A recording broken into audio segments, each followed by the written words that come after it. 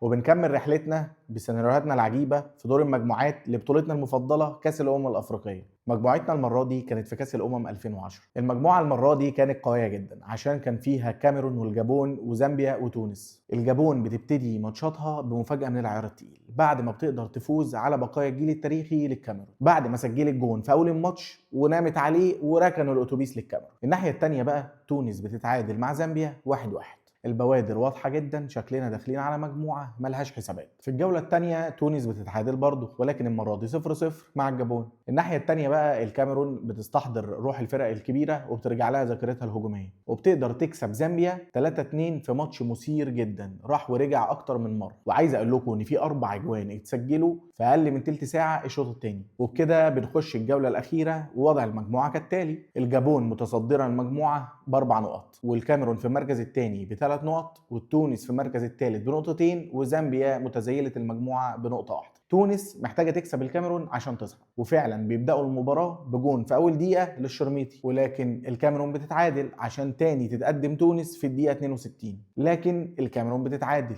بس تونس بتتقدم تاني في الدقيقة 63، ولكن بعديها بدقيقة واحدة بس الكاميرون بتتعادل تاني. ملحقتش تتهنى يا ابني عشان تحرم تونس من الصعود اللي خرجت من غير ما تخسر ولا ماتش. نيجي بقى للماتش التاني اللي فيه الجابون محتاجة نقطة واحدة بس من زامبيا عشان تصعد أول مجموعة، بس زامبيا بتعملها عشان تكسب الجابون وتطلع من المركز الأخير اللي كانت فيه طول الوقت وتصعد هي أول مجموعة. والجابون اللي كانت بادئة متصدرة ومحتاجة نقطة واحدة هي اللي خرجت. خلص كلامنا عن المجموعة دي، ولكن كلامنا عن البطولة دي عمره ما هيخلص.